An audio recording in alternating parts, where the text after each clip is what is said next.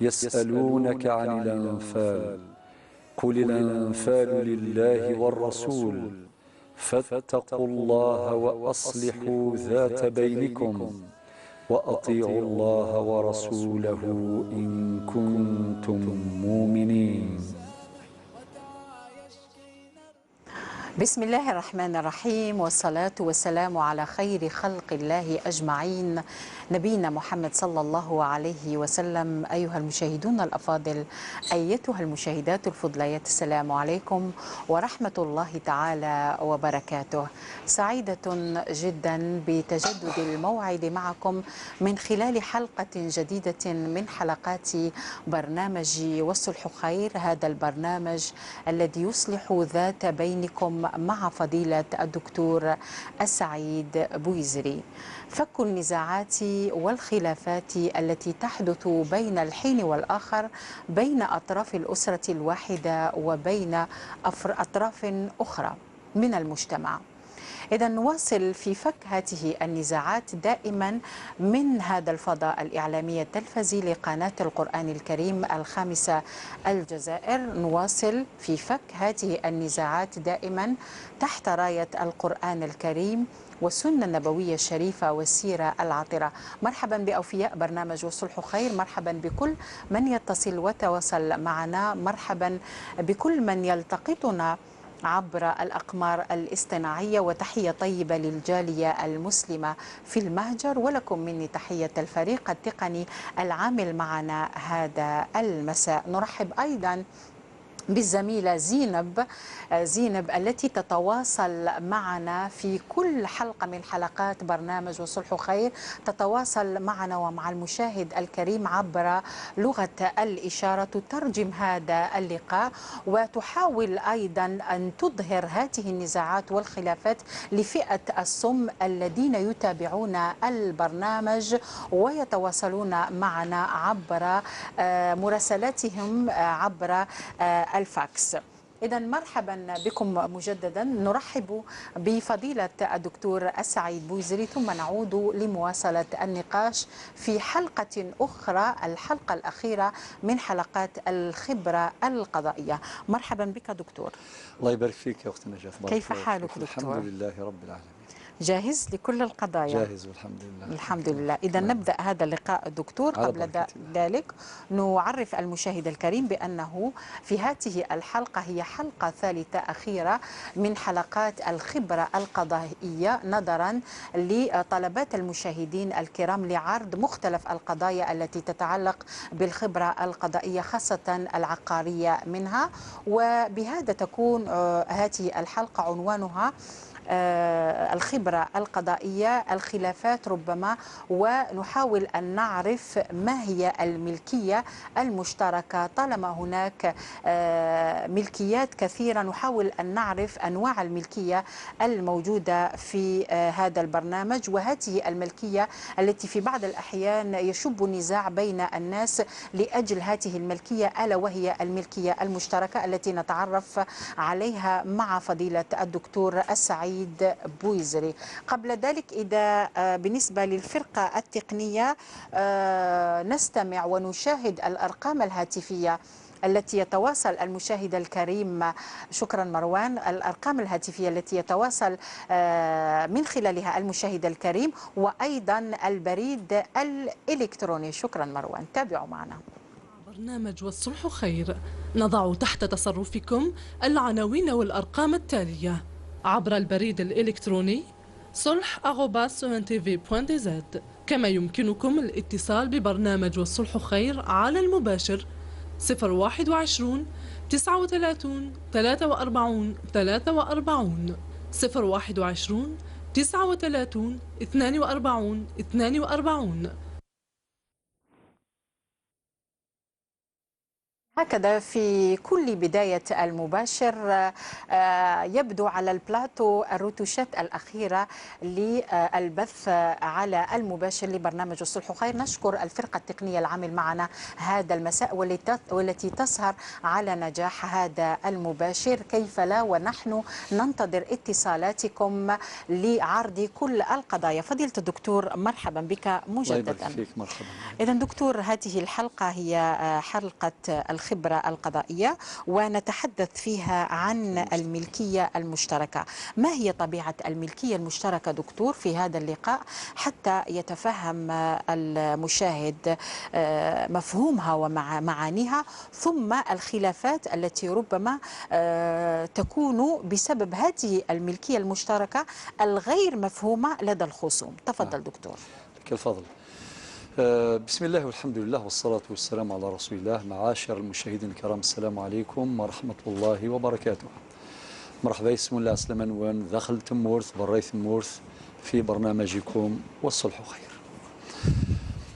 أختي نجاة، بداية لابد أن نعرف أو نتحدث عن أصناف الملكيات العقارية المملوكة من قبل الخواص أو المملوكة من قبل الأشخاص المعنوية.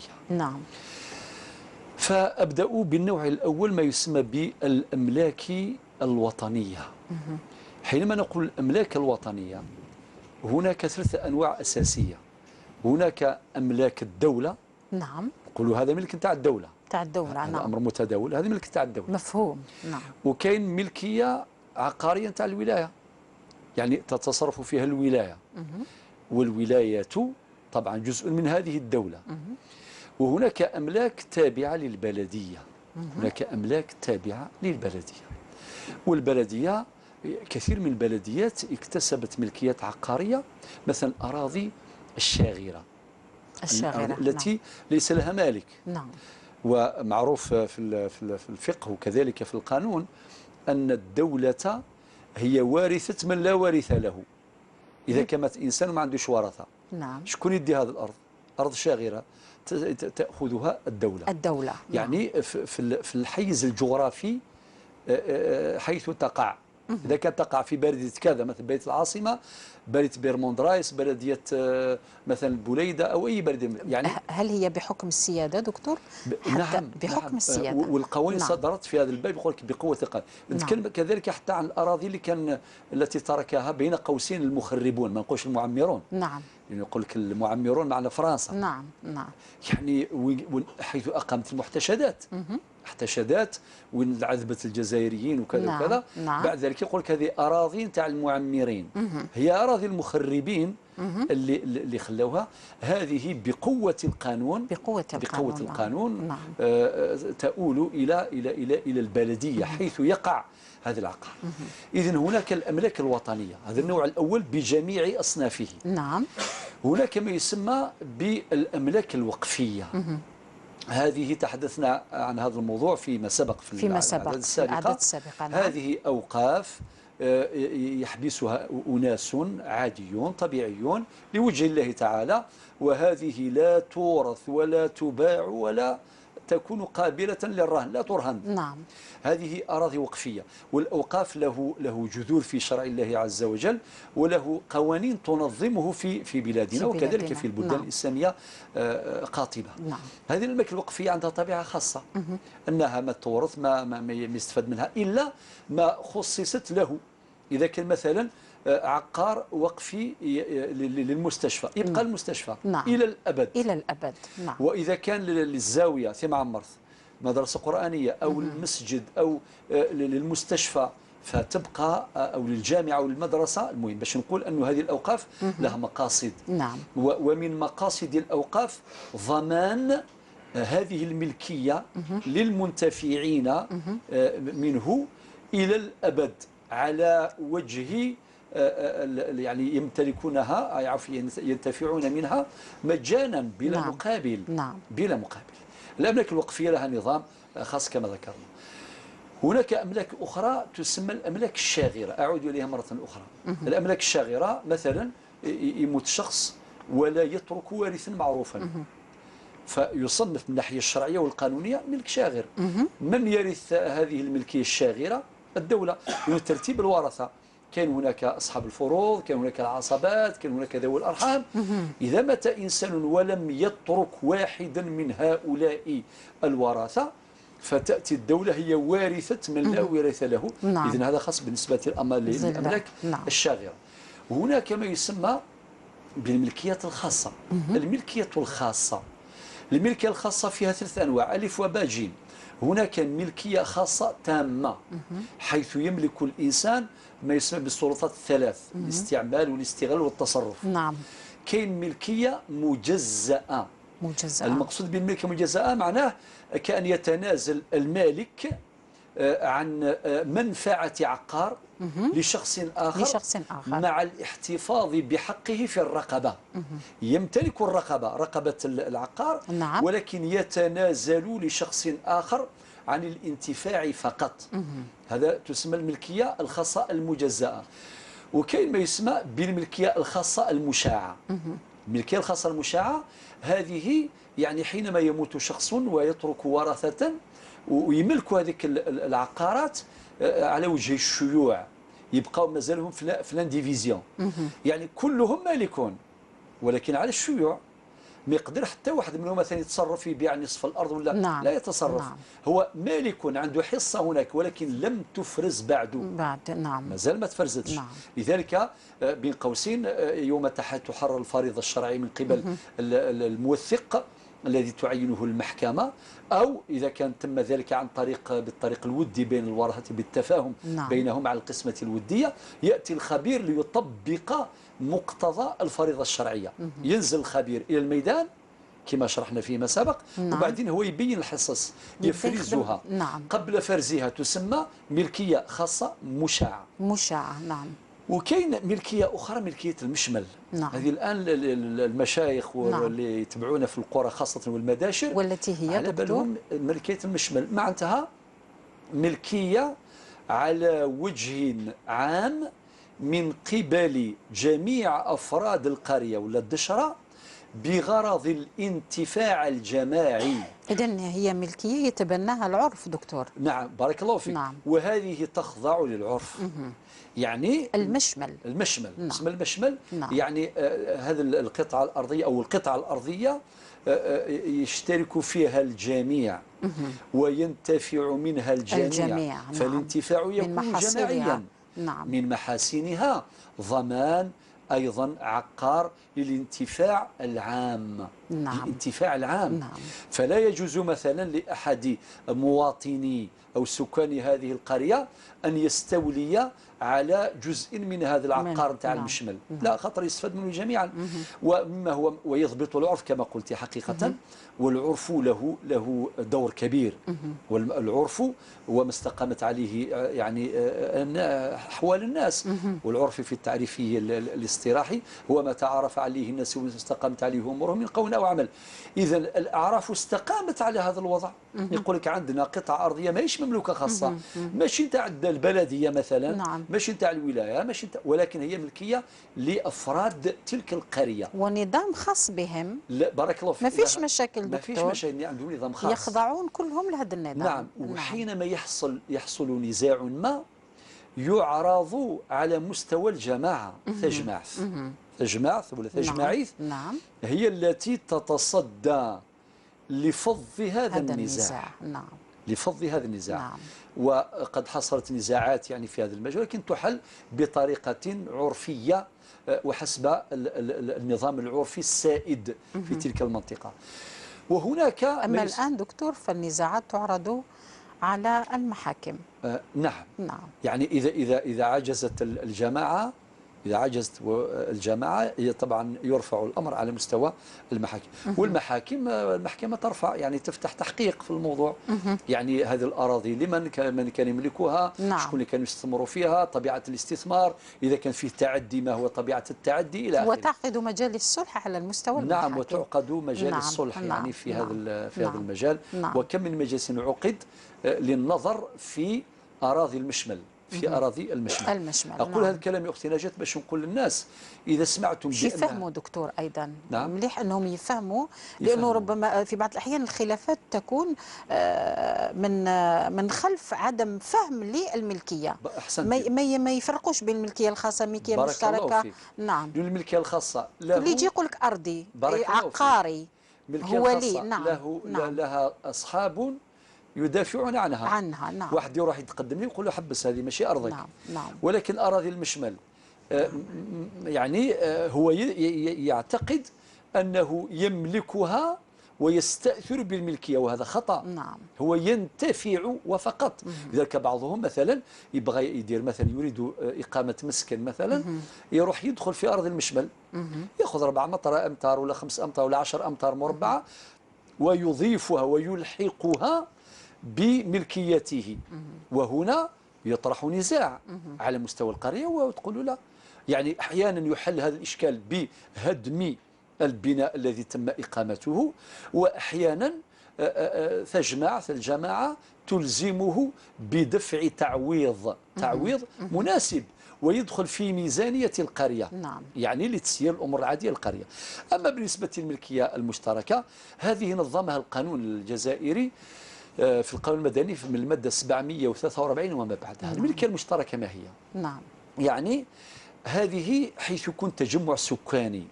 تجمع سكاني، والتجمع السكاني عنده فضاءات مشتركة، مثلا عنده بساتين بستان داخل هذا التجمع السكاني، ولا عندهم مثلا أفنية ساحات وين لركن السيارات، يعني باش يقاري ولا لي فواتور تاعهم باش السيارات نتاعهم دي باركينغ. نعم. ما يجيش واحد منهم مثلا يقول أنا نبني مرآب يعني جراج داخل هذا، لا يمكن. نعم. لأنه هذه ملكية مشتركة. لذلك هذا الموضوع مهم جدا وتحصل فيه نزاعات كما قلت يا أختي نجاة بارك الله فيك للجهل بالأحكام المنظمة لهذا النوع من الملكية. نعم. وكذلك كانوا يديروا مثلا فضاء خاص بالنساء باش يخرجوا يعني الساكنات القاطنات هناك. نعم. والأولاد يخرجوا يلعبوا وكذا. نعم. إلى آخره. نعم. وكذلك كان الأسطح السطح ما يقدرش واحد مثلا يروح يبني يقول لك نعلي نسكن في السطح.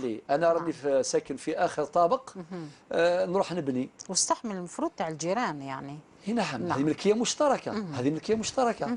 وكذلك ممرات الدخول ملكيه مشتركه ايضا. وكذلك المصاعد اسانسور ايضا ملكيه مشتركه. وكذلك ممرات الدخول لكاج ايضا ملكيه مشتركه. وهي كثيره جدا. هذا النوع من الملكيات يضبطها القانون. أولا المادة كما قلت 743 تحدد طبيعة هذه الملكية المشتركة وتميزها عن أنواع الملكيات التي ذكرنا بعضا منها قبل حين. ثم في المادة 747 تنص هذه المادة قالوا في القانون المدني باش تبين طبيعة الملكية المشتركة. يقول لك لا يجوز أن تكون محلا للتقسيم. لا يمكن أن تكون محلا لدعوى التقسيم. يعني ممكن مثلا يتفقوا هذوك المالكون على بالاشتراك يقول نتفقوا هذا الفضاء نقسموه. نعم. يا أخي نشتركوا كامل فيه. باش نميزوه عن الملكية المشاعة. الملكية المشاعة كل واحد عنده حصة غير مفرزة، ولكن بعد إجراء الخبرة كل واحد تبين الحصة نتاعو. أما الملكية المشتركة ستظل مشتركة لا يمكن أن تخضع للتقسيم. هذا من جهة. ولا يمكن أن تخضع للبيع بالمزايدة. نعم. نقولوا علاش ما نبيعوش هذه القطعة الأرضية ونبيعوها يا أخي نملكوها جميعا. نبيعوها وبعدين نحسنوا السكنات نتاعنا نديروا تحسينات داخل البيوت. هذا كله ممنوع. نعم. أمر آخر في المادة 747 في المادة 749 من القانون ينص القانون على أمر مهم جدا، وهي تكاليف التسيير العادي للمشتركات الخاصة.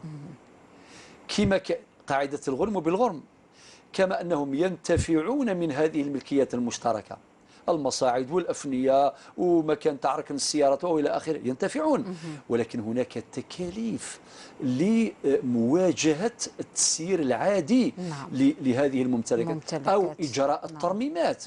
إذا كان مثلا صرا أي إشكال يعني دمار جدار أو شيء من هذا القبيل، كيف يرمم؟ بتكاليف.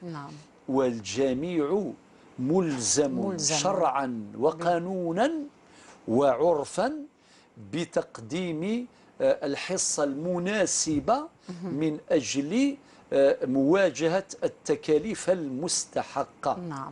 في المادة 750 خاصة مكرر 1 تنص على جواز اللجوء إلى ما يسمى بالتحصيل الجبري في حالة امتناع أحد الشركاء أو بعض الشركاء من تقديم المبلغ المستحق لمواجهة التكاليف المستحقة.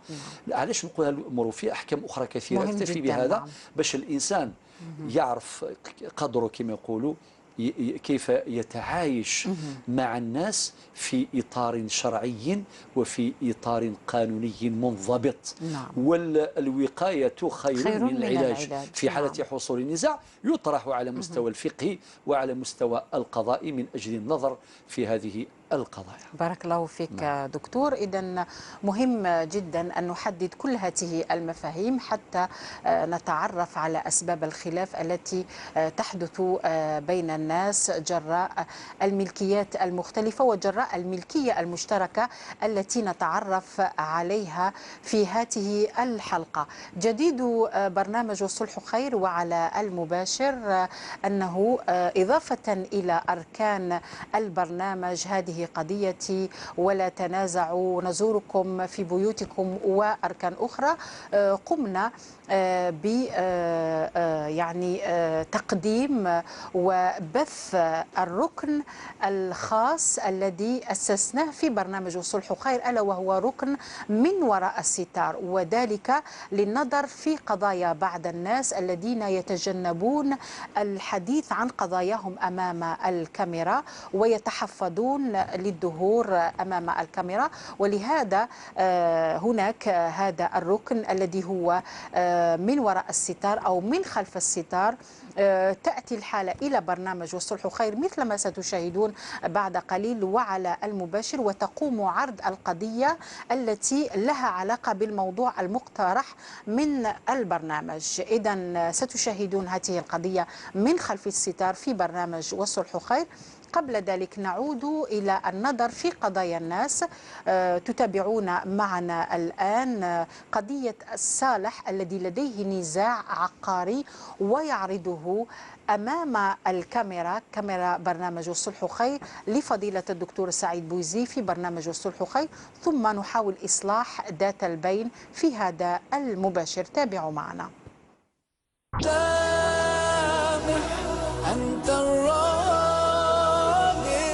شريت محل تجاري على إنسان، كي شريت عليه شريته في ذاك الوقت ب110 ملايين، وكتبت عند نوطير موثق في القليعة في دار المحكمة، كانوا يعيطوا له عمرها.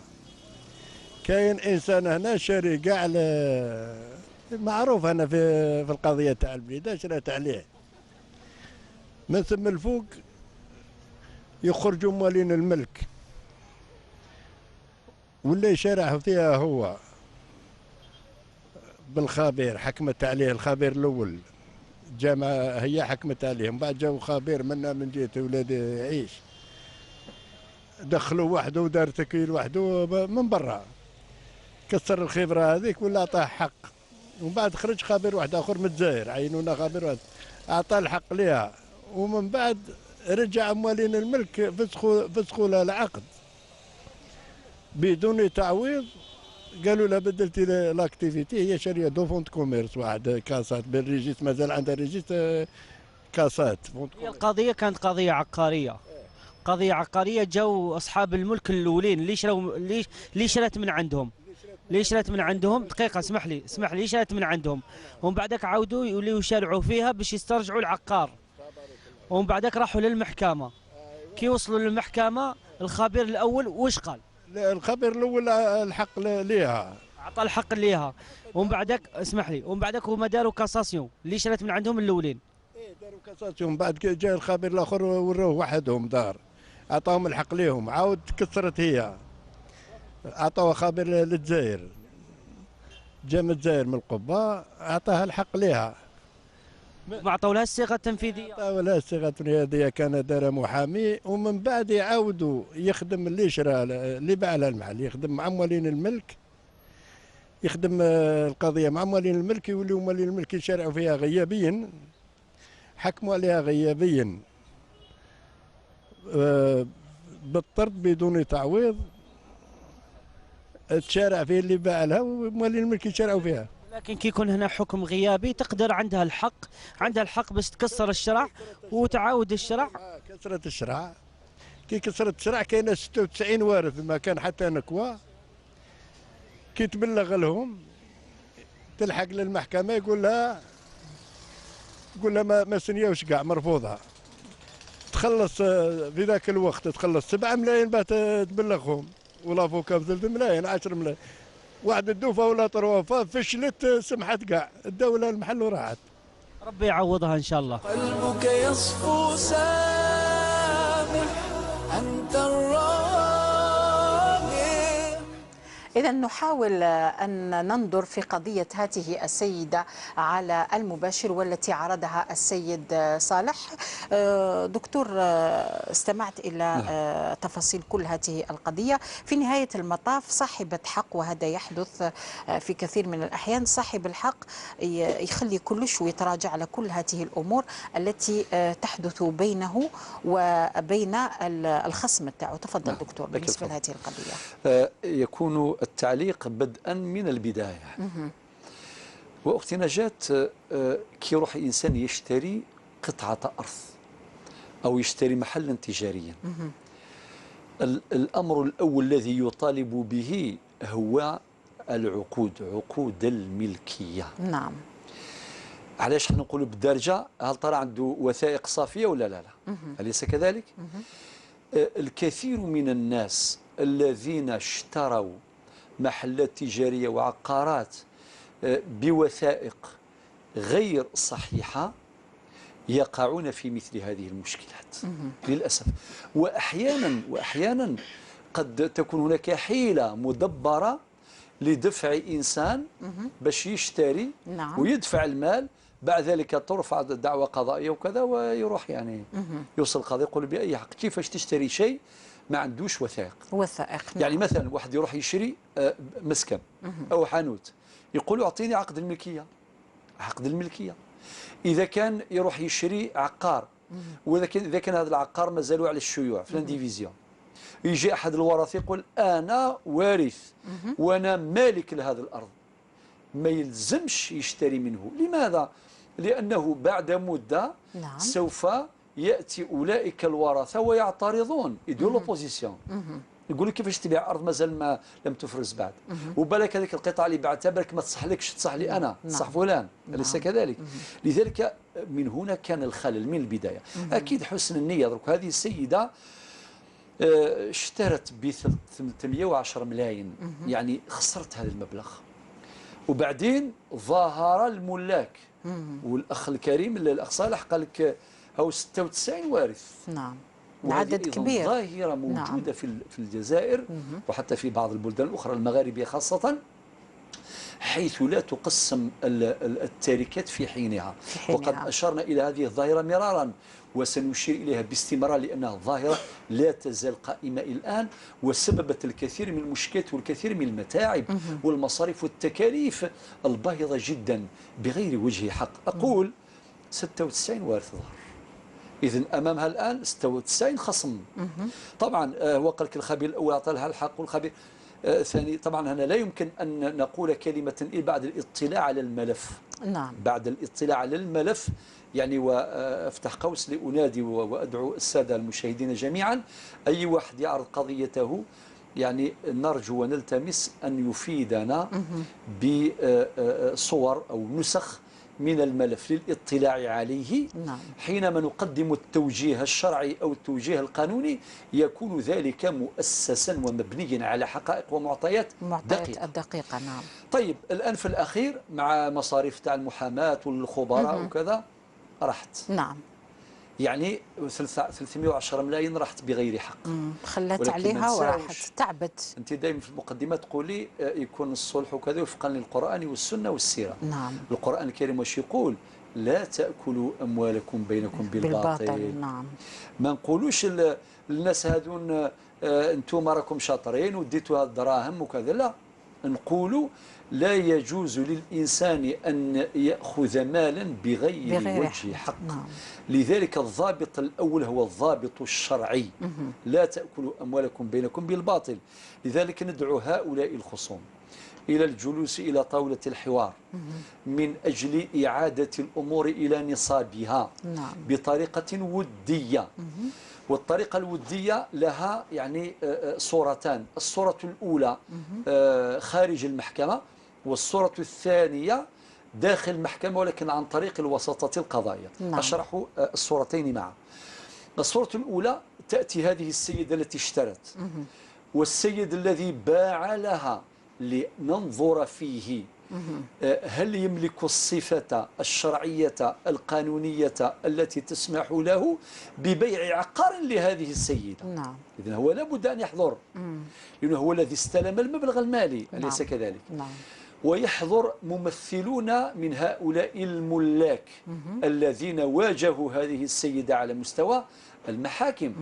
يحضر ممثلون منهم، فإذا اجتمعت هذه الأطراف ونحضر معهم بحضور من نراه يفيدنا في القضية، سنحل هذه القضية بإذن الله وتوفيقه وبحسن نيات الجميع وبشكل سريع وفعال. الصورة الثانية الودية عن طريق المحاكم. نعم. ولكن تنتهي إلى الوساطة القضائية. أذكر سادة الأفاضل بأنه في قانون الإجراءات المدنية الإدارية الجديد، وبالذات في المادة 994 وما بعدها، تبنى المشرع الجزائري ما يسمى بإجراء الوساطة القضائية باعتباره إجراء وديا يعني ولكن تحت إشراف المحكمة. نعم. المحكمة تعين وسيطا قضائيا يجتمع مع أطراف النزاع ويستمع إلى وجهات النظر، وإذا توصل إلى حل ودي يرضي الجميع، والرضا المعتبر هو المرجع الأساس في هذا الموضوع، يحرر محضر اتفاق. هكذا يسمى في متن القانون محضر اتفاق، ويوقعه أطراف النزاع، هذه السيدة والسيد الذي باع والسادة الملاك الأرضية مع جميع البنود المتعلقة بالقضية، ثم يمضيه ويوقع عليه ويختمه هذا الوسط القضائي، والحكم القضائي يتبنى أو يعني ذلك المضمون. ومحضر الاتفاق بنص القانون خاصة المادة 1004 يعتبر سندا تنفيذيا ويكون حل الإشكال. علاش نطرح هذه التفاصيل مهمة جدا؟ باش نقول للناس ما كاينش مشكلة ما عندهاش حل. نعم. ولكن يا أختي نجاة، المشكلة نعاني منها. طبعا بعض الخصوم يهرب. نعم. دروك هذه المخلوقة مسكينة دار تصرفت وبعدين خلاص. يعني شكون يفكها، شكون يوقف معاها؟ انتهت، خسرت وقتها وأعصابها و310 وأموالها، وفي الأخير تنازلت على كل شيء وتركت حقها وذهبت. نعم. تقول المهم نسلك راسي، سلمت الراس وخلاص. علاش نخليو الناس بهذا الشكل، يعني في هذا الضياع، في هذا التيه؟ وحنا عندنا حلول. لماذا لا نلجأ إلى هذه الحلول الودية؟ وهذا مقصد من مقاصد والصلح. نعم، شكرا دكتور. إذن قبل أن ننظر في القضية التي نعرضها لأول مرة من استوديو برنامج الصلح خير من وراء الستار، السيدة موجودة معنا الآن، ننظر أيضا في القضايا التي تركناها في الحلقة الماضية. نعد السيد محمد من قسنطينة الذي عرض القضية في نهاية الحلقة الحلقة الماضية من الخبرة العقارية رقم 2، وننظر أيضا في قضية نور الدين من الشلف اللي كان عنده خلاف مع الجار تاعو، ثم نعود إلى أحمد من بومرداس، قضية عرضها عبر البريد الإلكتروني. إذن في هذه الحلقة نتعرف على الركن الجديد لبرنامج والصلح خير، ألا وهو خلف الستار، ونتعرف على السيدة التي هي معنا جاءت لعرض قضية من قضايا الأراضي التي يقوم ربما بعض الأشخاص على استيلائها، والقصد من هذا الاستيلاء هو أنه الطرف الآخر ما عندوش الحق في الأرض. السلام عليكم سيدة واشيا المتواجدة معنا في برنامج والصلح خير. مرحبا بك سيدة واشيا. هل سيد أحمد سيدة واشيا؟ نعم، مرحبا بك سيدة واشيا معنا في برنامج والصلح خير. كيف حالك سيدة واشيا؟ الحمد لله الحمد لله. إذا احترمنا الرجاء تاعك اللي كان أنه يعني تكوني معنا في بلاتو برنامج والصلح خير، وتقومين بعرض القضية التي تتعلق بأرض الأجداد، ولكن بدون ظهور، ولكن هكذا في الاستوديو ما يتعرف عليك حتى واحد. المقصد هو فك هذا الخلاف اللي بدأ في أرض التي راكي راح تحكي لنا عليها، وهي أرض السيد مرزوق رحمه الله اللي هو أب الجد تاعك، والجد تاعك توفى في 1957. من هو صاحب الأرض سيدة واشيا في منطقة بوغزول؟ تفضلي. بسم الله الرحمن الرحيم. السلام عليكم الأخت نجاة، ونحيي بالمناسبة الدكتور الإنسان المصلح السيد بويزري. نعم. ونقول لكم ان الحكايه هذه بدات من 1957. نعم. عندما توفى الجد تاعي ربي يرحمه. نعم. رحمه الله. كان قبل ما يتوفى كان عندهم ارض تاع الاب تاعو في منطقه بوغزول، هي في ولايه في دائره بوغزول، المنطقة يعني بالضبط في منطقة حبيل. منطقة حبيل في بوغزول. في نعم. بوغزول. نعم. كانت هذه الأرض للأب الجد تاعي. الجد تاعي أب الجد هذا واسمه مرزوق صاحب الأرض؟ لا الجد تاعي هو اللي واسمه مرزوق. جدك واسمه مرزوق باش نفهمه. نعم. نعم. هذا الجد تاعي كان عنده هو وأخت تاعو. عنده أخت وحدة. النهار اللي توفى الجد تاعي قعدوا يبحثوا له المحصول لليتامى اللي خلاهم، كان خلى ولادو صغار. من بعد طالت ايام من السبعينات لهنا ما بانوش. من السبعينات ما عادوش يجوكم ويجيبوا لكم الغله تاع الارض هذيك تاع منطقه المحصول، ولا ما يجيبوش ولا ما بانوش. ما حوسوش عليهم افراد العائله سيده واشيا؟ نعم. ما حوسوش عليهم، علاه ما عادوش يجوا يزوروكم؟ كانوا لهذيك الوقت كانت الجده تاعي كانت صغيره، خلاها الجده تاعي صغيره، واكبر الاولاد اللي هو الوالد تاعي كان عنده 16 سنه.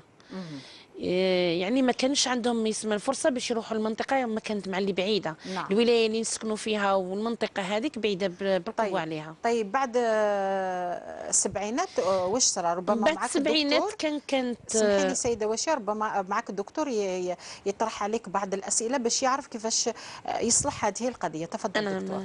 هذا المحصول الاخت واشيا من كان يحضره؟ هل انتم ام هؤلاء الذين كانوا يستغلونها اساسا هم اللي يجيبوا لكم المحصول الزراعي في كل مره؟ المحصول كان يجيبوه ابن الاخت تاع الجد تاعي. نعم. ابن الاخت تاعها هو اللي كان يجيب المحصول. نعم. ومن بعد في السبعينات انقطع هذا. انقطع. ايوه. وكان كي يجيب المحصول يقول لها هذه الارض راهي ما بين الام تاعو والجد تاعي اللي هو الاخ تاعها. نعم. نعم. ومن بعد السبعينات حبست. عاودتوا زرتوا هذه المنطقة هذه الأرض؟ نعم.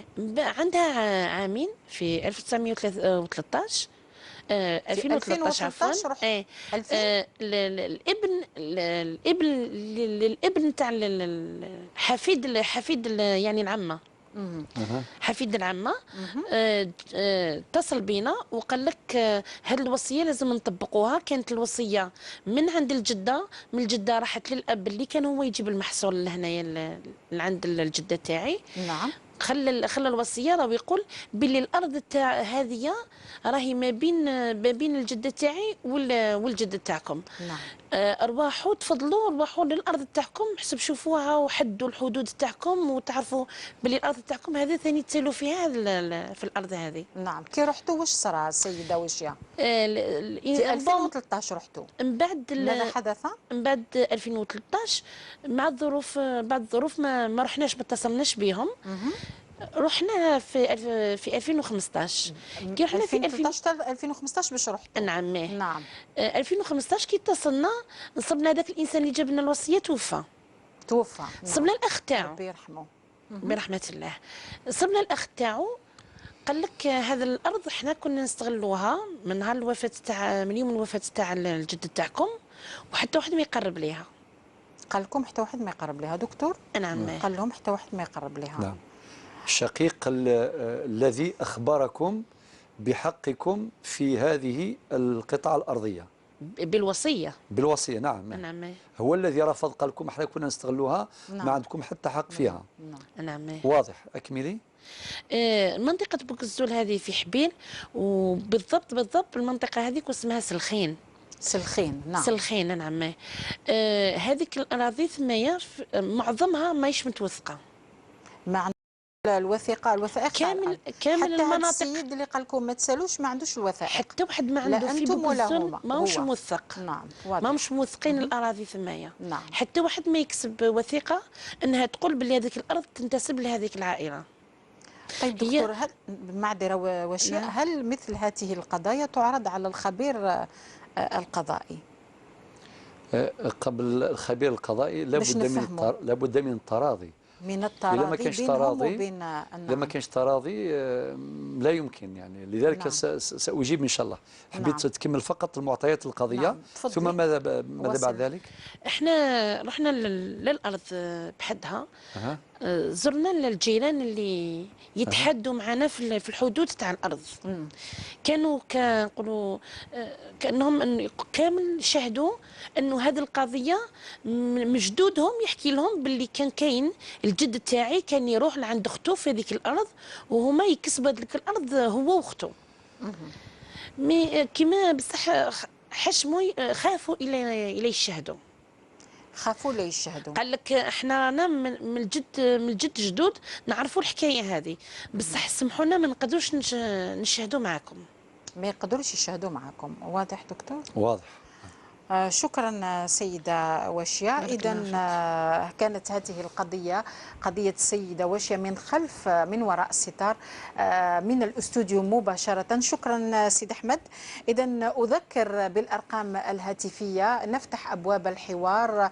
من لديه قضية من هذا النوع ونحن نتحدث عن الملكية المشتركة ما عليه إلا أن يتصل بالأرقام الهاتفية التي تشاهدونها في أسفل الشاشة، وهي 021 39 42 021 39 43. ومن أراد أن يتصل من خارج الوطن ما عليه إلا أن يستعمل 00213 في موسم شعاره بعد بسم الله الرحمن الرحيم ولا تنازعوا. ممتنة لكم بمتابعة هذه الحلقة. عرضت الدكتور سيدة وشيا القضية مباشرة من استوديو برنامج صلح خير.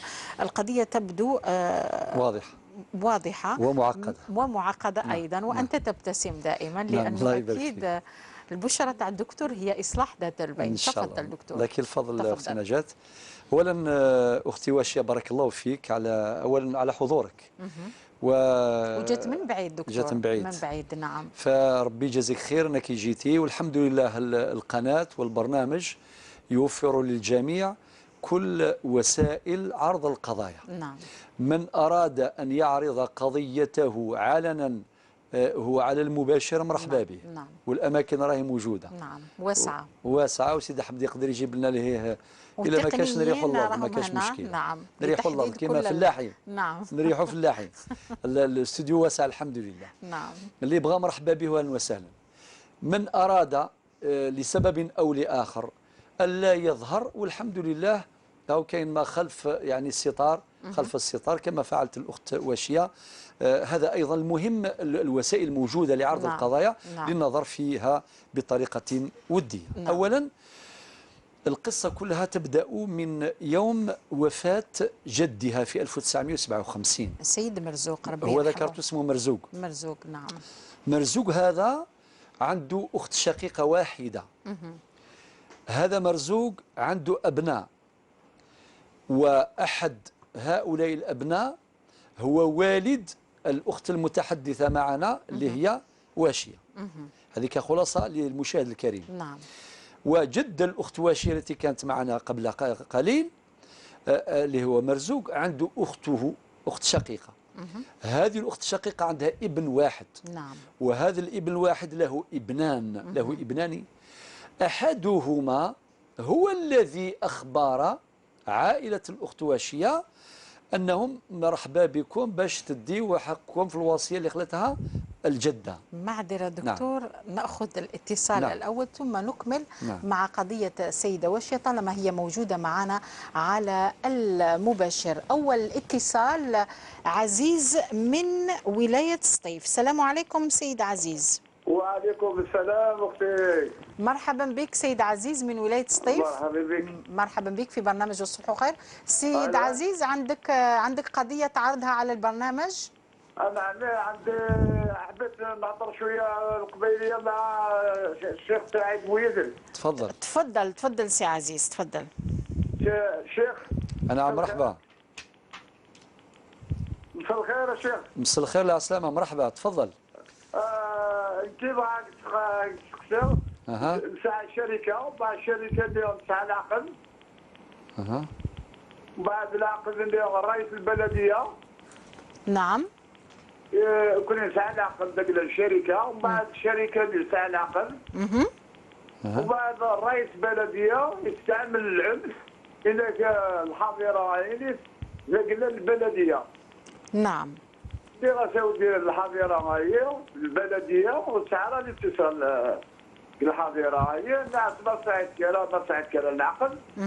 عندك يا وليدي ساعة العقد الناس يشتغلوا بدا يدخل العقد يولي العقد تدخل به كان الشركات لي زاسوسيي مديرية الأملاك الدولية غادي يخدم العقد كياخذ الشركة. نعم. فهمت؟ نعم. فهمت يا شيخ؟ واضح سي عزيز واضح. وبعد رئيس البلدية يخدم لافورس يبغى أعطيك هذه أحسن وسير إلى البلدية يكون يسعى العقد ذاك الشركة نعم ذاك خاص تاع العقد تاع كل شيء. نعم واضح دكتور. هل القضية سي عزيز سؤال تسنى سي عزيز سؤال سي عزيز ثالث ثقيث ثبضغ ثيوضمر مديرية أملاك الدولة الشتكام ثيوضغ المحكمة نوث بوزارة تما خاطر تما خاطر البلدية تما البلدية يدخل ديماني يبغى يديوي أكيد كان بلا العقد بلا كون يسعى العقد. سي عزيز زمر ضغط الشقاض العقد كاين الشركة سنة سي عزيز يتكلم معك الدكتور تفضل. زمر ضغط الشقاض العقد ذاكي يخدمم أكد مديرية أملاك الدولة زما هيد الشقاض ما غد الشقاض العقد إني يتسعام يراون أكد مديرية أملاك الدولة. إما لا مثلا عزيز الشيخ كان تليفونيك ذوات مثلا غير دعت رقم هاتفه للتواصل من أجل استقبال هذا العقد. طيب سيد عزيز من ولاية سطيف خلي رقم التليفون تاعك العارضة التقنية سيتصل بك الدكتور سعيد بويزري. شكرا. السلام عليكم. سعيد زهرة من عين دفلة. السلام عليكم سيدة زهرة من عين دفلة. الحمد لله مرحبا بك سيدة زهرة. الحمد لله. اتصلت معكم خطرة وهذه المرة الثانية راني فرحت نهضر مع الدكتور بوزري ومعكم. الحمد لله سيدة زهرة مرحبا بك. شوفي اختي عندنا قضية مع الجارة وقعيتينا وماذا بكم إلا كان تسهلوا لي الأمور باه نجي نطرح قضيتي فيما عندكم. قضية مع الجارة وش الخلاف اللي بينك وبين جارتك؟ أردت أن تعرضها هنا يعني تأتي لهنا. حبيتي تعرضيها هنا؟ وهي حبيت انا نعرفها تما قدام العالم كله كاع. باسكو ليا عندنا الوثائق كاع يتنا. مرحبا بك والله مرحبا بك يا سيده زهره. زهره نعم. تقدري تحضري الاسبوع القادم بحول الله. يا ودي اللي بغيتي ندير لك غادي غدوه مش ممكن، كاين برامج في قناه القران الكريم. طيب زهره، الفرحه تاعك كاين مخليتك حابه تتكلمي على هذا الخلاف، من حقك. وك امي كبيره وقعدتنا والله غير راهي تطلب لكم. ان شاء الله يا سيده زهره. طيب زهره نكونوا عمليين. زهره زهر ممكن تخلي لي رقم التليفون تاعك للسعيد ولا سيد احمد العارضه التقنيه، راهي معمره شباب او عقيله راهم ينتظروا في الرقم تاعك، خليهم ما تغلطيش فيه ارجوكي باش كي نتصلوا بك نحددوا الموعد. هكذا زهره. شكرا. ما تقفليش تعطيهم رقم التليفون. شكرا. شكرا. الو من المديه من سعيد؟ من مدية قلت انا من مدية بوسيلة من ولاية المدية. مرحبا بك سيد بوسيلة، تفضل. سيد بوسيلة عندك قضية، عندك خلاف؟ نعم. عندي قضية. تفضل. عندي قضية باللي انا ولد شهيد. ابن شهيد، ربي يرحم الشهداء. وبابا مات قبل جدي بعام. توفي الاب قبل جدك. بعام. قبل الجد بعام. هما ماتوا في زوج شهداء. ربي يرحمهم ويجعل مثواهم الجنة. اما نعم. اليوم انا في رحت قلت لهم باللي تعطوني حق بابا، قالوا لي لا انت ما توريش. عندي حق ولا ما عنديش. اما جهه اللي رحت لها تطلب حقك سي بوسيله، وين رحت لعموميتي، قالوا قلت لهم وبعدين زدت للاعمام، ومن بعد زدت المحكمه قالوا لي لازم تطلب الورثه كاع. الورثه بزاف، تقول لي 300,000 للواحد، هما بزاف ومش 60. نعم. يقولوا تمثيل واحد نعم. الله غالب. واضح. نعم. هذا ثاني خلي الهدف نتاعو. اي هذا السيد بوسيله. لا عندي حق ندي ولا ما عنديش، ما كان نروح لسيد المحكمه. ابن الشهيد عنده حقوق يا سي بوسيله، يكون حقك ان شاء الله. من فضلك برك خلي رقم التليفون تاعك، سنتصل بك مباشره بعد نهايه البرنامج. خلي رقم التليفون تاعك. هذا هو التليفون، هذا هو النمر التليفون. خليه عاود ذكر في العارضه التقنيه باش يكتبوه من فضلك.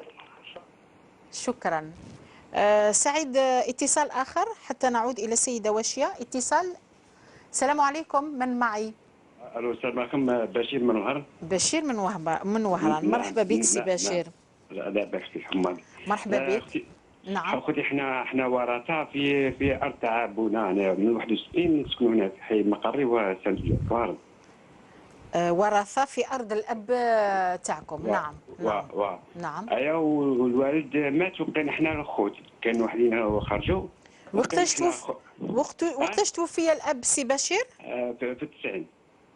1990 في التسعينات. في 1990 1990 احنا نسكنوا هنا. نعم. والوالد كان قاعد بقى كل شيء، من بعد عاود ترك نصف هذاك الوقت كانت بيان فاكون، ترك النصف وخلى ودا النصف. من بعد في 80 وقع البيع تاع كسموه تاع هذا القضيه مازال ما وصلتش فيها. دينا هذا كيما من بعد جاو واحد اخرين باعوا هذيك الارض هذيك. سي بشير. واحد اخرين. نعم. سي بشير، شكون هادو واحد اخرين؟ دوك انت قلت الورثه تاع الارض. لا اسمح لي انا قلت مشكله في الارض هذه. سيد بشير صلي على محمد صلى الله عليه وسلم. قلت باللي احنا ورثه في ارض الاب اللي توفى في 1990. مفهومه. ومن بعد قلت بيان فاكون، ومن بعد قلت جاو واحد اخرين. عاود فهمنا شكون جاو. لا هادو جوارين اللي كانوا حدانا كانوا شارين ثاني كيما يقولوا يبيعوا. اي الجيران كانوا شاريين ايضا. نعم قدامكم. واضح. نعم. باعوا لواحد الجار اللي حدانا، وما بيننا وبينهم احنا كاين حيط في 50 سنتيمتر، نورمالمون نتقاسموا. هذا الاول وقفت لهم. نعم. هذاك 50 سنتيمتر وقفت لهم، قلت لهم هذا مقاسمين ما بيننا وبينهم. عندي خوتي حتى واحد ما بغى يتدخل، يشوفوا بصح ما بغاش يتدخلوا. خوتك ما حبوش يتدخلوا. نعم. ما بغاش يدخلوا. انا وقفت تما، خاص عندي جوج خو، حنا ثلاثه نسكنوا فيه تما، وعندي جوج واحد اخرين ساكنين بعيد. حتى واحد ما بغى يداير، وانا وليت نتكلم دائما نتكلم. بعد ولدي دخلها المحكمه، دار افوكا وجبنا اكسبير، خاصنا شويه رفع القضيه. نعم. نعم. هي جاب الاكسبير، كي جاب الاكسبير عطانا الحق. الاكسبير عطانا الحق بلي مدينا، وجد النافذات يطلعوا علينا. ما كاش هي الاكسبير عطاكم الحق. النافذات اللي دايرينهم في الحوش تاعه يطلعوا علينا، خاطر ما كانش 4 مترات، قانون يقول 4 مترات او 300 380. نعم. طيب سي بشير، باش نلخصوا من فضلك لانه هناك مكالمات اخرى، المشكل وين راهو الان؟ اين المشكل بما انه الاكسبير عطاكم الحق؟ المشكل راه في النافذات يطلعوا علينا، ولا 50 النوافذ بيننا وبينهم. نعم. المشكل في النوافذ. زادوا اكسبير واحد اخر شفته انا بعينيا، اكسبير محلف. هو خوها بدت خوها هذه رشوه في بريه وداها في جيبه. ايوا من بعد هذاك عاود طول من مارس تاع العام اللي فات، مارس باش في 15 يوم او في شهر يدفع اسمه، طول حتى لهاد الايامات. تفعل اسمه واش دار. ايوا ولدي قال لي باللي صاي عيا ولدي، قال لي صاي نعم. عيا كما عيت القضيه اللي برنامجناها في الروبورتاج. طيب واضح سي بشير، سعيد اذا كان القانون غير النافذات، كاين النافذات يطلعوا غير متر ونص، يطلعوا على هذه علينا حنايا. طيب سي بشير، خلي رقم تليفون تاعك على المباشر من فضلك، خلي رقم تليفون نتواصل معك. سعيد، هل هناك مكالمة من سطيف حتى نعود إلى قضية سيدة وجيهة؟ أيوب من ولاية سطيف. شكرا سعيد.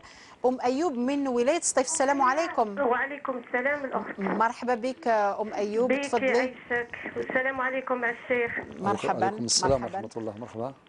وراسك يا شيخ، عندي سؤال فيما يخص الميراث ثانيا. تفضلي. الميراث. نعم. احنا عندنا الجدة تاعنا. نعم. الجدة توفات قبل الأم، ومن بعد توفات الأم قبل الجدة تاعنا. وكانت الجدة تاعنا عندها دائما عندها داك لا روتريت من فرنسا، كانت تلمو وتحطو في البنك. نعم. ومن بعد الخوال كي ماتت الام، ومن بعد وراها ماتت الجده، ومن بعد الخوال حكموا قسموا بيناتهم هذاك المبلغ المالي اللي جمعاته في الفتره هذيك. نعم. وحنا قالوا لنا ما تسالوش، يسمى مام حتى في الفريضه انا كي شتا الام مش موجوده، يعني ما حطوهاش حتى في الفريضه. في الفريضه. نعم. السؤال تاعي، اسكو كيما قال الاخ اللي قبلي، اسكو حنا طونكي ماتت الام تاعنا قبل الجده ما نسالوش ولا نسالو؟ وحنا ما دخلناش يعني معاهم في صدامات، ما قلنا لهم لا طابت لا تحرقت، ما خليناها. وقتاش ماتت الام نتاعك والجده نتاعك؟ الام تاعي ماتت في 2001 والجده ماتت في 2004 جانفي 2004. نعم. واضح سيده. واضح. ايوب، سينظر الدكتور سعيد بويزلي في هذه القضية. اتصال سيد أحمد من بومردة، السلام عليكم. أحمد من بومردة، السلام عليكم أخي الكريم. وعليكم السلام. يا أختي عندي قضية حبيت نحلها. ما هي القضية يا سيد أحمد؟ تفضل. تاع جدودنا ما عندهمش كوار في بلدة بني عمران. تراب تاع الجدود ما عندكمش الكوارت فيه في بني عمران. نعم. من 1700 و 1800 هكذا. نعم. حبيت نتاع الشيخ بوزيك باش نديروا الكوارت تاعهم. ما عندكمش خصومه بيناتكم يا احمد؟ ما عندناش خصومه.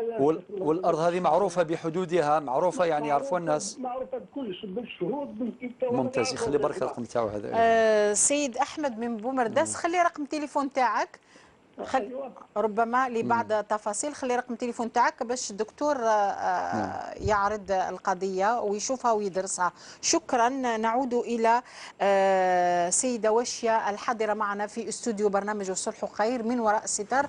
دكتور نكملوا بالنسبة لهذه القضية تاع قطعة أرض ثم نعود للرد على المكالمات.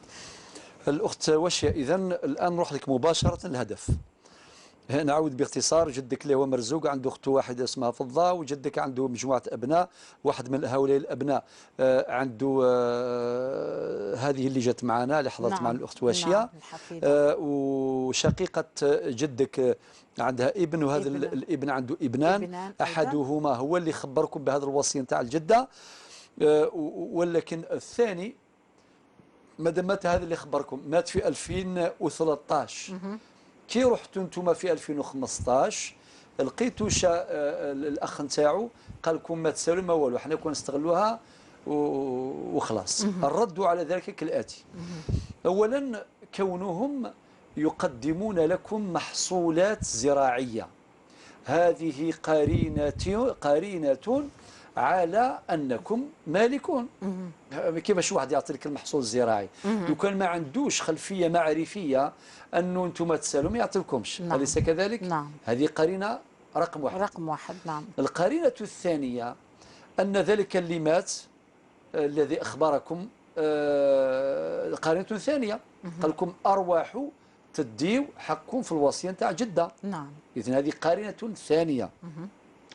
الامر الثالث أن هذه الأرض كانت على الشيوع، يعني ما ولا واحد خذ حقه الحصة نتاعو من هذه الأرض. لذلك المسألة إن شاء الله تعالى بسيطة بشرط واحد، هو حضور هؤلاء جميعا. لماذا؟ لأنه كنرجعوا للشرع ربي سبحانه نقولوا مرزوق مع فضة الملكية التي ورثاها من أبيهما تقسم على 3. مرزوق عنده الثلثان، وأخته الشقيقة عندها الثلث. نعم. طبقا لقاعدة للذكر مثل حظ الأنثيين. إذن هما يا الأخت واشيا أنتم الأخت واشيا أنتم اللي تملكوا أكثر مما يملك أولئك، يعني اللي هما أحفاد الجدة. نعم. هذيك اللي ذكرتها. هذا واش نقدر نقول؟ معنى أنتم لكم الحق في ذلك من ناحية الشرعية.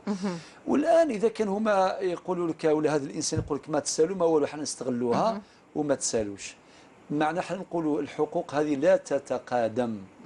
الحق يبقى حق مولاه. نعم. إلى أن يتنازل عنه، إلا إذا تنازل عنه بمحض إرادته. نعم. أنتم الأخت واشية إذا رحتوا قلتم احنا نتنازلوا عن حقنا خلاص، ولكن بشرط أن تكونوا جميعا عندكم أهلية التنازل. نعم. أما هكذا عن طريق الإقصاء أو عن طريق الاستيلاء أو عن طريق العنف، كل هذا لا يقبله لا شرع ولا عرف ولا قانون. وإن شاء الله تعالى يكونوا هم يتبعوا في البرنامج. نعم. يجلسوا إلى مائدة الحوار، ولهذه المشكلة حل سريع وفعال، لأن الأمر في غاية البساطة ما دام الأرض معروفة. ثم بالنسبة للجيران، نعم. هذه قرينة أخرى. الجيران قال لك يعرفوا ويشهدون. نعم شاهدين، ولكنهم خائفون. حنا نقول لهم لا يجوز. لماذا؟ لأنه هذه شهادة. لا غدوة لو يوصل الأمر إلى المحكمة تفتح تحقيق، ولا بد أن تشهدوا، ولا يجوز لكم أن تضلوا العدالة. إذا كنتم عارفين بأن هذه الأرض معروفة من زمان في عهد مرزوق، يقول لكم هذه الأرض نتاعي ومع أختي، لازم تشهدوا بهذا الكلام. نعم. لازم تشهدوا باش الحقوق تصل إلى أصحابها. لأن إنكار الشهادة نعم. هو في الحقيقة تعطيل للحقوق وإخفاء للحقيقة. أنا ما نقولش أنه لازم تقولوا ما يخالف، قولوا ما تعلمون. نعم. وما شهدنا إلا بما علمنا. يعني كل هذه القرائن تؤكد الحق نتاعكم يا الأخت واشية، وإن شاء الله يقبلوا باش يجلسوا إلى مائدة الحوار وتحل هذه المشكلة بطريقة شرعية ودية. نعم. إذا سعيد تبقى معنا سيدة وشياء حتى نهاية البرنامج، لأنه في قضايا مثل القضايا التحدي. دكتور، هل نجيب على الاتصالات هذه اللي جتنا أو نعود إلى محمد من قسنطينة لأنه وعدناه في الحلقة الماضية؟ دكتور، أنا أكيد أنك أعطيت له إجابة، ولكن كانت قطعة جده اللي قال لك سيد محمد من قسنطينة اتصل بنا في الحلقة الماضية ليقول قطعة الجد تاعنا موثقة ومشهرة في مدينة ميلا. في 2006 جد الكاداس مسح الأراضي، المسح جاء باسم إنسان آخر، بعثوا الخبير الأول كان فيه مشكل، الخبير الثاني القابل لأد الأرض تاع سيد تاع العائلة تاع سيد محمد، ولكن القضية في المحكمة رفض القضية لعدم التأسيس. قال لك احنا ما فهمناش واش معناتها هذه عدم التأسيس. نعم دكتور. أولا هذا الموضوع يا أخي محمد ينظمه المرسوم رقم 76 شلطة 63 المعدل والمتمم في 1980 وفي 1993. نروح لك المواد، مثلا المادة 14 تنص على أن الترقيم اللي يتم من قبل مصلحة مسح الأراضي مديرية مسح الأراضي هذا ترقيم مؤقت، وبعد مسح الأراضي ترفع تلك الوثائق إلى المحافظة العقارية، ولكن الترقيم يعتبر أولي ولا يصير نهائيا إلا بعد فوات عامين. ونؤكد بأن الشكوى خلال عامين تكون الشكوى إدارية، وحينما تفوت السنتان تكون الشكوى قضائية على مستوى المحكمة. الآن أخطاء تحصل في هذا المجال، يعني كاين أراضي بزاف اللي تخضعت للمسح ولكن فيها أخطاء إما في المساحة نعم في تحديدها نعم دكتور. في تحديدها نعم أو في الملاك نتاعها في حد ذاته. ممكن أحيانا الشخص يقول أنا هذه يدعي أنه يمالكها أنه يملك هذه الأرض. نعم. ويكتب هكذا هذه الأرض حدودها كذا كذا ومساحتها كذا كذا يملكها فلان. نعم. لكن بعد ذلك يظهر له ولا ما هوش مالك. هو إنسان استولى متعدي استولى على القطعة الأرضية والسلام. لذلك أنا الآن محتار، يعني كيف يكون عدم تأسيس؟ عدم التأسيس إذا كان الشخص يطلب حقا بلا صفة. ومن القواعد القانونية المقررة حيث لا صفة فلا دعوة.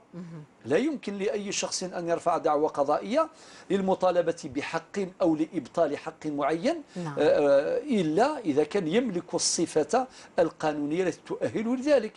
فإذا كان ما عندوش صفة ترفع لعدم تأسيس. ممكن يطلب مطالب غير مؤسسة، يعني ما عندهاش أصل لا في القرآن ولا في السنة ولا في القانون ولا شيء.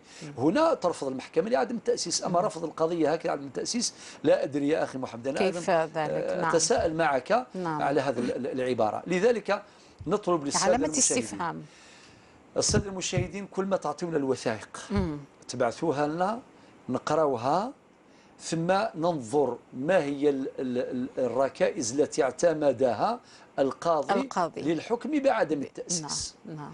ثم نقول كلمتنا. أما الآن لا أستطيع أن أقول أكثر مما قلته. ما تقدرش تحكم بطبيعة الحال. يا أخي محمد تجاوب معنا وتواصل معنا وبعث ما تملك من وثائق، خاصة هذا الحكم القضائي الأخير الذي حكم بعدم التأسيس، ثم نفيدك إن شاء الله تباعا.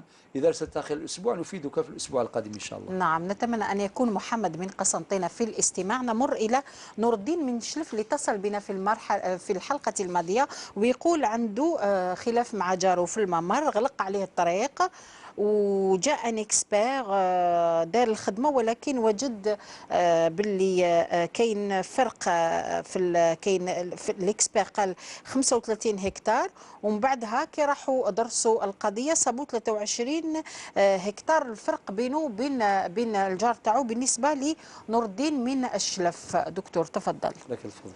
هذه لا ديفيرونس دكتور كيفاش نقدروا نعرفوا؟ في الحقيقه هذاك النهار الخبير الذي كان معنا يعني في البرنامج اشار الى هذا الموضوع. نعم. احيانا طبعا قد يكون خلاف بين الخبره الاولى والخبره الثانيه. هناك يعني مساحه يتسامح تسمى دائره العفو مقبولة، ولكن حينما يكون يعني مسافة يعني فرق كبير لا بد من خبرة 35 23 دوزيام اكسبرتيز. لا بد أن تكون خبرة فاصلة فاصله. كاين خبره الاولى. شحال يقدروا يوصلوا للخبرات دكتور؟ تقدر تكون اولى ثانيه ثالثه، لا مش معطل. يعني الاصل هو في الخبرات فقط. ثم القاضي، لانه حنا بينا فيما سبق بان الخبره القضائيه او الخبراء جميعا القضائيون هؤلاء مساعدون للقضاء، متعاونون مع القضاء. يستعين بهم القاضي من أجل النظر الفني. القاضي ماشي هو اللي يقيم العقارات ويقيم المنقولات، ولا يعين خبيرا. إذا تعلق الأمر بالعقار خبير عقاري، إذا تعلق الأمر بالفينانس بالأموال في شركة ولا كذا يعين خبيرا ماليا، إذا تعلق الأمر الخبير هو الذي، ولكن القاضي له سلطة تقديرية. نعم. الخبرة تساعد القاضي على تشكيل القناعة التي بها يحكم طبقا للقانون وطبقا لضميره.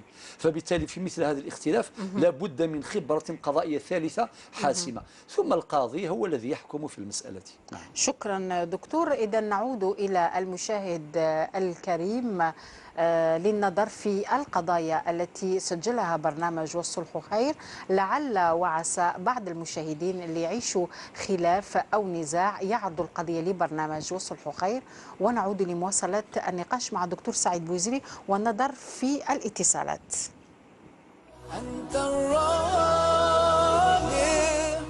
سيدة نعيمة، باش نعرفوا المشاهد الكريم والمشاهدة الكريمة، أنت طليقة السيد عمر اللي فات معنا الأسبوع الماضي في برنامج الصلح خير، واللي حكينا فيه على التعاسة الزوجية. عايشة كين ناس صابرة على ولادي، حملت ومن بعد ذاك الحق باش يبيع لي الدار، كي الحق باش يبيع لي الدار كي يصفاو الامور هادو، قبل ما يصفاو انا رحت للتريبينال. سامح انت الراضي. 6 أشهر سجن غير نافذه، وحنا تعويض اولي 300 مليون سنتيم. بعد هذه المحاكمه تمت محاكمه ثانيه في المجلس برويسو، الطبيبه عطاوها عام سجن نافذ. احنا التعويض قال لك عدم الاختصاص، عدم الاختصاص نروحوا للمحكمة الإدارية. رحنا وليس كل الضحايا، لأن كاين ضحايا خافوا، قال لك احنا ما نقدروش نروحوا من بعد تصل لنا متابعات.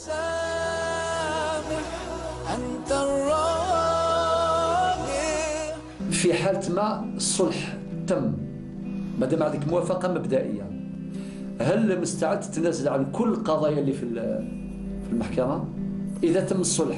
إذا تم الصلح أنا تم الصلح سي نورمال نتنازل عليهم. نحن السباقين الصلح، قلت لك بالدليل هذاك تاع الأئمة اللي جمعناهم كاع.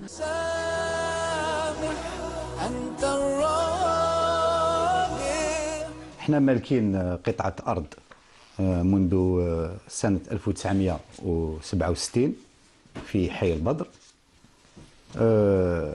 وبجوار هذه القطعة هذه احنا رانا يعني نستغلوا قطعة أرض فيها حوالي 600 متر، ودايرين فيها يعني محل تجاري لصناعة الحديد. ومن بعد تفاجئنا جانا محضر قضائي منا من بن جراح جاي بلغنا بأمر بالطرد.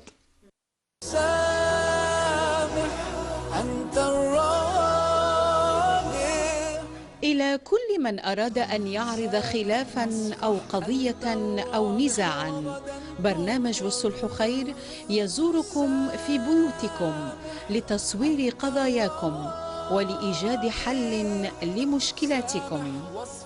اتصلوا على الرقم 021 37 41 21. إذا نواصل معكم في النظر في القضايا التي عرضها المشاهد والمشاهدة الكريمة في برنامج الصلح خير. عزيز من الصيف فضيلة الدكتور سعيد بوزيري يقول عندي خلاف مع رئيس البلدية. نعم. أولا حسب المعطيات قدمتها يا سي عزيز من الصيف، أولا لا يصح لا شرعا ولا قانونا أن يكون العقار محلا لعقدين مختلفين، لا يمكن. نعم. لا يمكن. فبالتالي إذا أنتم عندكم عقد مع من مديرية أملاك الدولة. أملاك الدولة هكذا. عقد للشركة نتاعكم. نعم. معنى هذا الحظيرة نتاعكم هكذا تقول يا سي عزيز. وبعدين جاءت البلدية ممثلة في رئيسها، وكما قلت استولى على هذه الحظيرة بالعنف. أولا لا يصح في دولة القانون استخدام العنف، لا، العنف مرفوض شرعا ومرفوض قانونا بأي حق. نعم. لابد من النزول عند حكم القانون. فرئيس البلدية إذا رأى بأنكم أنتم الذين استولتم على هذه الأرض، له الحق أن يرفع دعوى قضائية، يعني أن يتبع الإجراءات القانونية. أما هكذا يعني بالعنف، العنف مرفوض أساسا، ولا يمكن أن يكون العنف وسيلة لحل القضايا والمشكلات. نعم. طيب مادام حنطلبنا منك باش تبعث لنا العقد يا سي عزيز اخويا. عزيز نعم. بعد اطلاع عن العقد ان شاء الله نفيدك ونفيد المشاهد الكريم بما يجب بيانه. لا شادين يا ثوريك مع عزيز شد قرض بلي سام العقد مديريه املاك الدوله صافي سام العقد وقبيله لا الشرع والقانون باش ينبكال هذه 9 سنين العقود مخالفا. لا يمكن مادام رئيس البلديه قال شي قار يبغى يستخدم كيغيل نكون ديني استخدم كيغيل وثق في الله شرعا سيدي ربي ولا القانون تمورثنا وين يوالان باللي ساعة الحق هذه يروح سوفريد انت لويث سوفريد لهنا. ذا يلزم راكينا مثلا عزيز مادام ما غاديش قاعد ان شاء الله الملف خاصه العقد قد السعيد ذينا اكيد نجاوب اين لاقنا كثير دنيني اي مثلا عزيز. نعم دكتور، قضيه سيد بوسيلة من ديال يقول هو ابن شهيد توفى الابن قبل الجد. نعم. توفى الاب قبل الجد بعام، وكي راح يطلب الحق تاعو ابن الشهيد هذا من اعمامه قالوا له ما عندكش الحق يعني في الميراث. اولا تفضل دكتور. الله يبارك، والدك شهيد وجدك شهيد، ربي يرحم الشهداء. نعم. وربي يرحم المجاهدين اللي ماتوا بعد ذلك. واخر من دفنت الجزائر هذه الايام نعم. سي الحسين يتحمد فلس يعفو ربي يرحمه الله واسكنه الفردوس ويصبر الأعلى. اهله. نعم. نعم. اقول يا سي بوسيلة الان المسألة تدخل فيما يسمى بالتنزيل. نعم. بالتنزيل أو ما يسمى بالوصية الواجبة. وفي هذه الحالة بالذات ندعو ورثة هذا الجد باش يعطيو لكم الحق نتاعكم حسب ما هو مقرر أو موضح في القانون. صحيح القاضي لا يقضي بالقانون بأثر رجعي. نعم. لا يحكم بالقاضي بأثر رجعي، ولكن نية المشرع الجزائري من البداية انصرفت إلى تبني أحكام التنزيل. هذه حجة نراها سليمة وقوية. الأمر الثاني أن هذا الأب نتاعك شهيد وجدك مات بعده شهيدا. إذن يا عجب عائلة الشهداء الذين ماتوا من أجل أرض الجزائر كاملة، فكيف نعم. يحرم أولاد الشهيد نعم. من قطعة أرض يقيمون عليها مسكنا؟ أمر غريب جدا. وما قلته قبل حين تبناه المشرع الجزائري في قانون 84/11 من المادة 169 لغاية المادة 172. مادام تعطينا إن شاء الله الوثائق يا سي بوسيلة إن شاء الله أيضا احنا مستعدين للتعاون معكم من أجل توزيع هذا الميراث طبقا لما ذكر. نعم دكتور بشير. قعدوا 4 دقائق دكتور بشير من وهران. نعم. الجواب. نعم تفضل بدون أن نذكر بالنسبة نعم. للنوافذ الحوش هذه شوف سي بشير، هذه المسألة داخلة فيما يسمى بالمصالح المرسلة. المصالح المرسلة نعم. وهذه عندها علاقة بحديث المصطفى صلى الله عليه وسلم لا ضرر ولا ضرار. نعم. ماشي اللي الجار يفتح النوافذ كما يحب. كاين قواعد وتنظيمات لابد أن تراعى. نعم.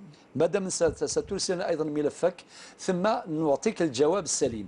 هل ترى ندير 4 امتار ولا اكثر من 4 امتار باش شحال يفتح وكذلك حتى حجم هذه النافذه نعم. لكي لا يلحق الضرر بالجار. النبي عليه الصلاه والسلام يقول ما يزال جبريل لا يزال جبريل يوصيني بالجار حتى ظننت انه سيورثه. نعم دكتور. مصطيف ايوب قضيه ميراث ايضا. نعم. انت ايوب مصطيف قلتي الجد مات في 2004 ولكن الأب مات في 2001 هكذا. نعم في 2001. قلت بأن الأم نتاعك غير موجودة في طبعا هنا هذا خطأ، في الفريضة هذا خطأ. هكذا. نعم. لماذا؟ لأنه هذه المسألة تخضع لقانون 84/11 وبالضبط من المادة 169 حتى المادة 172. مادام هناك اللي مات قبل أصله، فهذا اللي مات قبل أصله وترك ورثة ينزلون منزلة مورثهم الذي مات في حياة الجد طبقا للقواعد المقررة في المواد 169 إلى غاية المادة 172. معناه تديو في حدود الثلث أو لا يتجاوز الثلث. نعم. لا تتجاوز القيمة يعني الثلث. هذا هو. دقيقتان أو دقيقة ونصف دكتور أحمد من بومرداس، قضية تراب تاع الجد نعم. وما عندهمش الوثائق، هذه الأراضي اللي ما فيهاش الوثائق. أنا قلت لك يا أحمد، سألتك على المباشر هل هذه الأرض معروفة المعالم؟ أجبت بنعم، إذا ما كانش إشكال على هذا المستوى. وسألتك أيضا هل الجميع موافق نعم. باش تقسموا هذه الأرض لتعود إلى عام 1800 يعني شحال الله يبارك، تاريخها طويل. نعم. طويل جدا. نعم. إذا ما كان حتى إشكال، مادام جميع المعنيين متفقون على حل القضية بطريقة ودية. نعم. طبقا لقواعد الصلح، فالأمر بسيط. أيضا طالب منك الوثائق إن شاء الله، ونتواصل معك هاتفيا لضبط الموعد، ومرحبا بك. شكرا دكتور. إذا كان هذا آخر اتصال. نعم. دكتور، إذا انتهينا مع الخبرة القضائية في حلقة ثالثة، ربما سنعود إليها في مخلفات القضاء. نعم. في المستقبل ربما سنعود إليها في يوم من الأيام. نعم. بقي أن نحتفظ بعنوان الملكية المشتركة الذي سيكون عدد آخر بالنسبة ليوم الثلاثاء. نعم. شكرا دكتور على كل هذه التفاصيل. إذا وصلنا إلى نهاية هذه الحلقة. شكرا زينب، شكرا سيدة واشية التي حضرت معنا قبل قليل، شكرا للفريق التقني العامل معنا هذا المساء. استودعكم الله الذي لا تضيع ودائعه. والسلام عليكم ورحمة الله تعالى وبركاته. قلبك يصفو سامح أنت